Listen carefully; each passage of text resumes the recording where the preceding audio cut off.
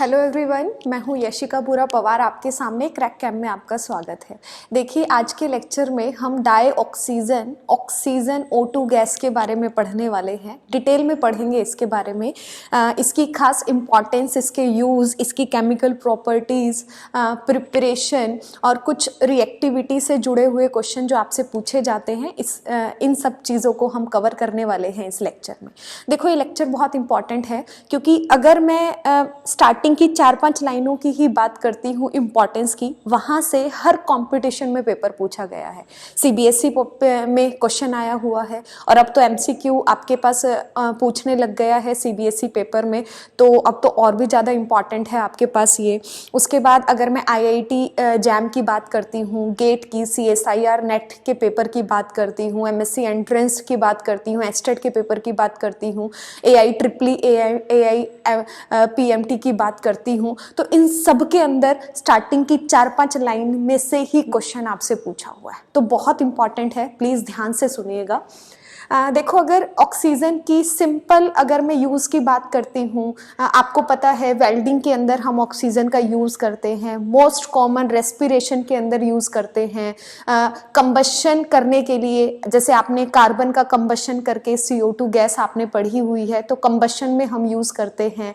Metals की preparations में use करते हैं, आपने देखा है मेटल ऑक्सीजन के साथ रिएक्ट करके मेटल ऑक्साइड बनाता है, तो ये कॉमन यूज़ हैं जो इंडस्ट्रियल पर्पज से और डेली लाइफ के अंदर आपने सुने हुए हैं। इसी के साथ जो मैं खास बात अगर करूं, जो ऑक्सीजन आपके पास है, अगर मैंने यहाँ पर 100 ml वाटर ले लिया, बड़े ध्यान से सुनना, बड़ी अच्छी इंपॉर्टेंस है आपके पास डेली लाइफ में।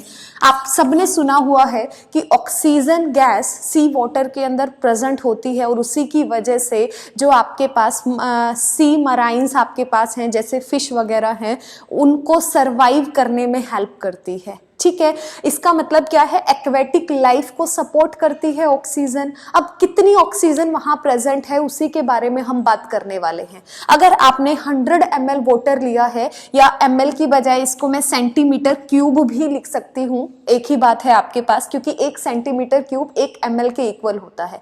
तो अगर 100 ml वाटर के अंदर जो वहां ऑक्सीजन मिक्स होती है, सॉल्यूबल होती है, वो सिर्फ और सिर्फ आपके पास कितनी होती है? 3.08 सेंटीमीटर क्यूब या ml आपके पास सॉल्यूबल होती है 100 ml वाटर के अंदर।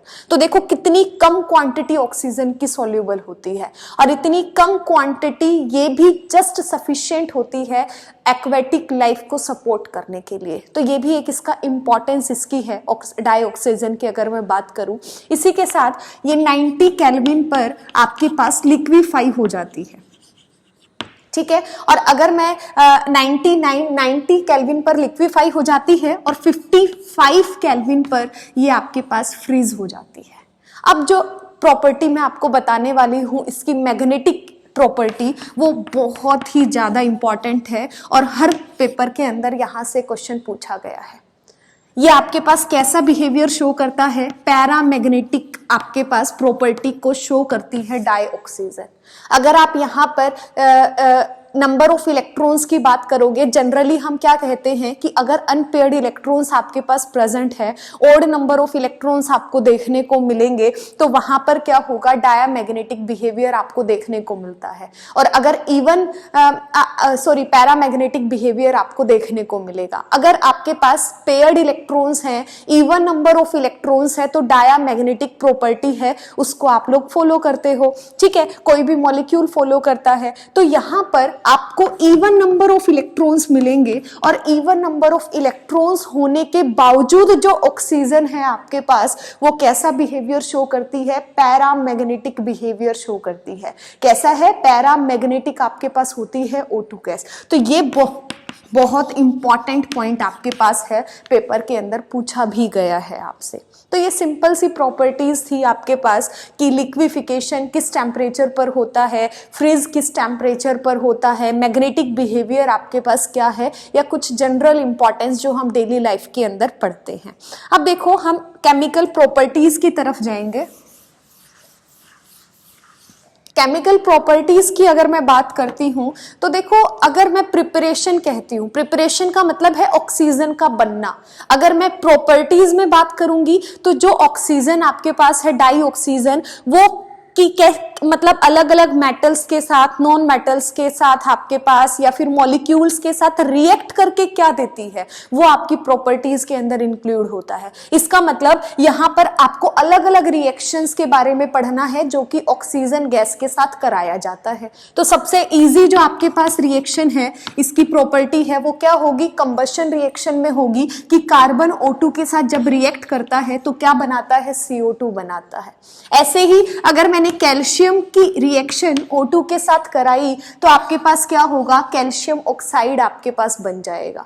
इसी के साथ अगर मैंने आपके पास जिंक सल्फाइड लिया, उसकी रिएक्शन O2 के साथ कराई तो आपके पास क्या बनेगा, जिंक ऑक्साइड ZnO आपके पास बन जाएगा और प्लस में SO2 गैस आपके पास बाहर निकल जाएगी। क्लियर है। ऐसे ही अगर मैंने मीथेन के अंदर O2 गैस को पास कराया, इंपॉर्टेंट है, अगर मैंने मीथेन में ऑक्सीजन गैस को पास कराया तो क्या होगा, CO2 गैस आपकी इवॉल्व होगी और साइड प्रोडक्ट आपके पास क्या हो जाएगा, वाटर आपके पास हो जाएगा। सेम अगर आपने इथीन के साथ रिएक्शन की, मींस C2H4 के साथ रिएक्शन करवाई O2 की, तो भी क्या होगा, CO2 गैस आपकी इवॉल्व होगी, प्लस में वाटर आपका एज अ साइड प्रोडक्ट आपका बाहर निकल जाएगा। इनको बैलेंस आप कर सकते हो इजीली। इसको क्या करोगे, 1/2 करोगे, मुश्किल नहीं है। बस ये याद रखना है क्या किसके अंदर मिलाया आपने और क्या चीज आपके पास बन रही है, साइड प्रोडक्ट आपके पास क्या निकल रहा है, बैलेंस करना तो आप को आता ही होगा। ठीक है। इसके बाद देखो, अगर और प्रॉपर्टीज की बात करती हूं, अगर मैंने यहां पर HCl लिया, HCl में अगर मैं O2 को डालती हूं तो क्या होगा, Cl2 गैस प्लस में आपके पास क्या बनेगा, वाटर यहां पर आपके पास बनेगा। ठीक है। इंपॉर्टेंट अगर इसमें से बात करूं किस किस पर ध्यान देना है और कौन कौन सा एग्जाम में आ चुका है, एक तो ये CH4 वाली आपके पास रिएक्शन है, एक HCl वाली रिएक्शन है, ये आपके एग्जाम के अंदर, और प्लस में ये C2H4 के साथ रिएक्शन है, ये तीनों की तीनों पेपर में पूछी जा चुकी है। ठीक है, इंपॉर्टेंट है, एक बार आप स्क्रीनशॉट ले सकते हो। इसके बाद देखो, अगर मैंने इसी एक रिएक्शन और यहीं पर लिख लो नीचे, सेम रिएक्शन है, अगर मैंने SO2 की रिएक्शन किसके साथ कराई, O2 के साथ कराई, तो आपके पास क्या बनता है, SO3 आपके पास बनता है। बहुत इंपॉर्टेंट है, कंप्लीट द रिएक्शन करके क्वेश्चन आता है, खासकर CBSE के अंदर। ठीक है, दोनों की दोनों बहुत इंपॉर्टेंट रिएक्शन है। एक खास बात क्या है, HCl को जब आप O2 के साथ रिएक्ट करते हो तो Cl2 प्लस वाटर आपके पास बनता है, SO2 को O2 के साथ कराया तो SO3 बनेगा। ये दोनों इंपॉर्टेंट क्यों है, क्योंकि दोनों की दोनों रिएक्शंस जो आपके पास है वो कैटलिस्ट की प्रेजेंस में होती है। आप क्या करोगे, यहाँ पर V2O5 है, कैटलिस्ट आपको डालना पड़ेगा ताकि रेट ऑफ रिएक्शन बढ़ जाए, अदरवाइज बहुत लंबी टाइम तक रिएक्शन चलती है। यहाँ पर भी आपको क्या करना पड़ेगा, कैटलिस्ट को यहाँ पर आपको डालना पड़ेगा। ठीक है, इसको रब करते हैं एक बार।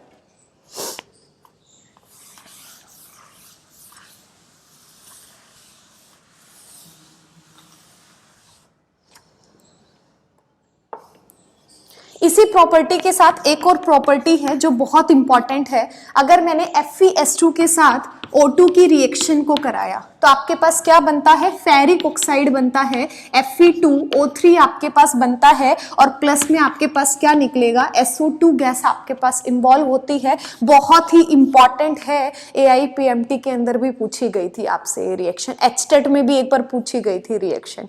ठीक है, तो FeS2 का जब हम ऑक्सीजन के साथ रिएक्शन कराते हैं तो Fe2O3 बनता है, प्लस में SO2 गैस आपके पास बाहर निकलती है। और इस रिएक्शन को जब मैं SO2 मॉलिक्यूल को पढ़ूंगी वहां पर भी पढ़ते हैं, क्योंकि ये कैसा है, इंडस्ट्री के अंदर SO2 को कैसे बनाया जाता है वो इस रिएक्शन के थ्रू ही बनाया जाता है। मतलब SO2 की प्रिपरेशन का इंडस्ट्रियल मेथड आपके पास ये रिएक्शन होती है। SO2 में भी इसको हम फिर से कवर करते हैं जब हम पढ़ते हैं। ठीक है, इसी के साथ अगर मैं इसकी प्रिपरेशन की बात करती हूँ, प्रिपरेशन के अंदर देखो, अगर मुझे लैब में O2 को बनाना है तो क्या करना पड़ेगा, KClO3 को मुझे हीट करना पड़ेगा। साथ में क्या करना पड़ेगा, एक कैटेलिस्ट डालना पड़ेगा ताकि फटाफट से रिएक्शन आपके पास हो जाए, MnO2 डालना पड़ेगा।